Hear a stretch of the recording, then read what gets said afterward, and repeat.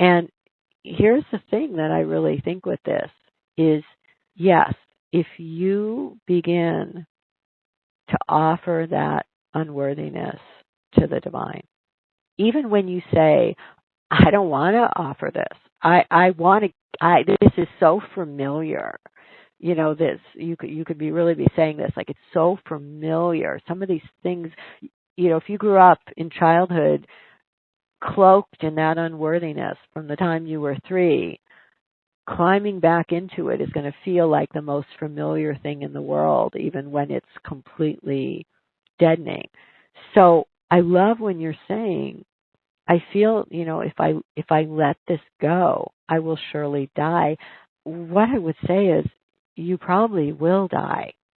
The old self, the old hated self. Here's it's. I'm trying to find the words for this.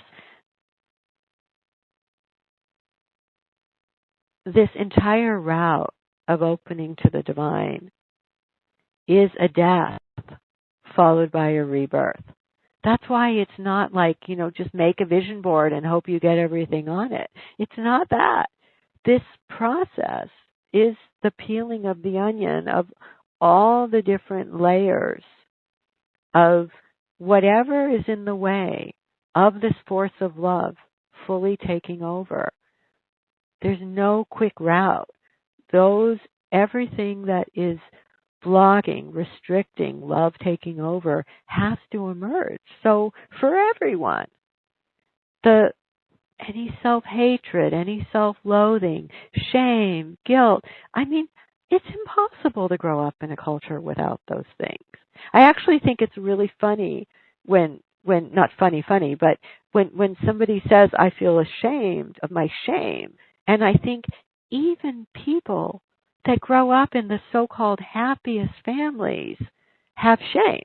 Nobody can get out of a culture this crazy without having some shame. It's like, it's what you're taught, especially as a woman, from the time you start breathing.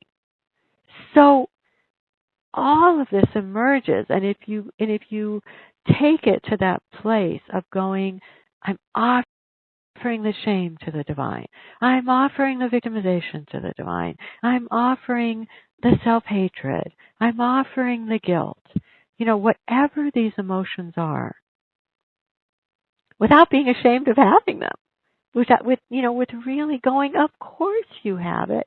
Everybody has it. Do you think I've never had shame? Do you think I've never had guilt? It's like, when there's that line where somebody says, no one gets out of, you never get out of earth alive.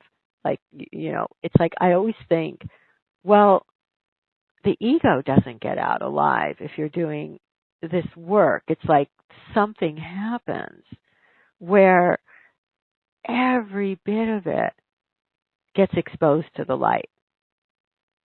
And that doesn't mean that you'll never have shame again or you'll never have guilt again, but you notice it. And you're like, oh, I know you. I know you. Oh, no.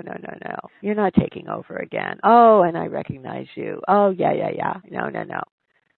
You don't get to run the show either. Like, you start to recognize those almost demonic voices on the inside, and you can begin to send them love, which is really what offering to the divine means. You're sending it love.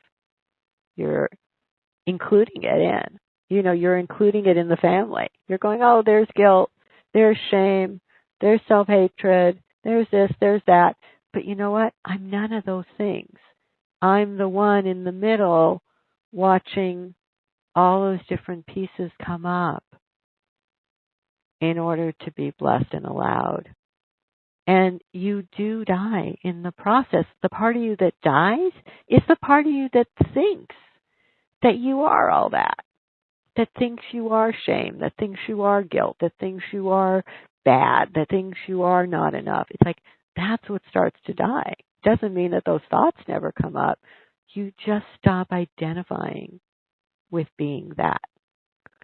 So I hope that helps. I think that when it comes up, if you can say to it, you're welcome to the table. Come on, shame. Come on in. Come have dinner. It's so powerful as it really does begin to lose. The main grip it has is if you believe that's your identity.